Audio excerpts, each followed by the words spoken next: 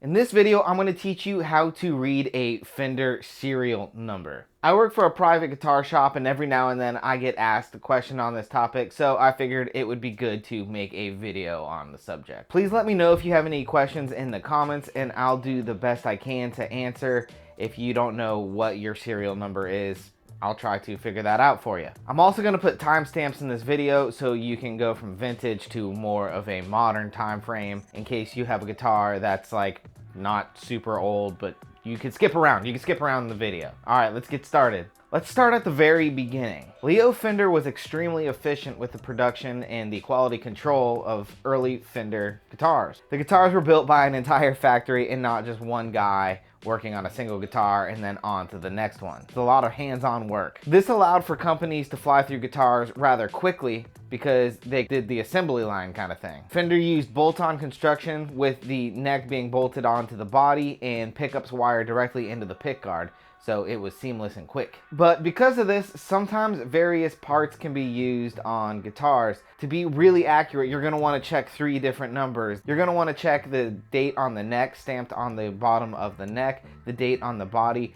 the serial number on the guitar, and you can even look at potentiometer dates. Between those 4 things, you can get a pretty reliable answer, but for the most part, we're just going to talk about the serial numbers in this video. A quick side note, if you do have a vintage Fender guitar and you want to take the neck off to look at the stamped date, just make sure that you're careful so that you don't damage the guitar in any way. And if you don't feel comfortable, I recommend taking it to a guitar shop or a luthier who can actually take a look at that and do that safely for you. Now let's talk about the early years of Fender production.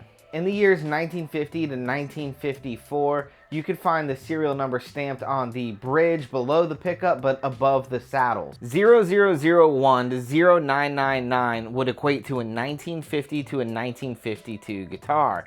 000 to 5300 would equate to a 1952 to a 1954. Now we have classic serial numbers from the years 1954 to 1963. Starting in the middle of 1954, Fender started using a universal serial number sequence to date the guitars. They break down like this, but again, you might want to check the neck stamps and the body stamps just to verify the exact serial number. 0001 to 7000 is a 1954. 7,000 to 9,000 would be in 1955. 9,000 to 17,000 would be in 1956. 17,000 to 25,000 is in 1957. 25,000 to 34,000 equates to 1958. 34,000 to 44,000 is in 1959. 44,000 to 59,000 is in 1960. 59,000 to 71,000 is a 61. 71,000 to 93,000 is a 1962. 93,000 to 99999 is a 1963. And yeah, if you really think about it, that's a ton of Fender guitars. And of course, this is only the 60s. There are so many Fender guitars out there, it's absolutely ridiculous. At the end of 1962, Fender started to put an L at the beginning of the serial number sequence. I've actually heard that this was supposed to be a number 1, but an L was actually inputted by mistake, which is hilarious if true, but that's what they did, and they continued to do the L. Let me know if you have any info on that in the comments. 1963 to 1965. 0L00001 to L20,000 would be a 1963. L20,000 to L59,000 is a 1964. L59,000 to L99999 is a 1965. Now we move into the CBS era of Fender. I'm talking 1965 and into the 1970s. This is also known as the F series because an F was imprinted into the neck plate that bolts on the neck to the body of the guitar. After CBS purchased the company, the serial number sequence changed to a more similar format like they had in the first place at Fender. Also a quick note that the neck plates were changed from a 4-bolt neck plate to a 3-bolt neck plate, and they are more of a triangle shape. 100,000 to 110,000 would equate to a late 1965. 110,000 to 200,000 is 1966. 200,000 to 210,000, 1967. 210,000 to 250,000 is a 1968. 250,000 to 280,000, 1969. 280,000 to 300,000 is in 1970. 300,000 to 350,000 $340,000 is in 1971. $340,000 to $370,000 is in 1962. $370,000 to $520,000 would be a 1973. $500,000 to $580,000 is in 1974. $580,000 to $690,000 is in 1975. $690,000 to $750,000 would be a 1976.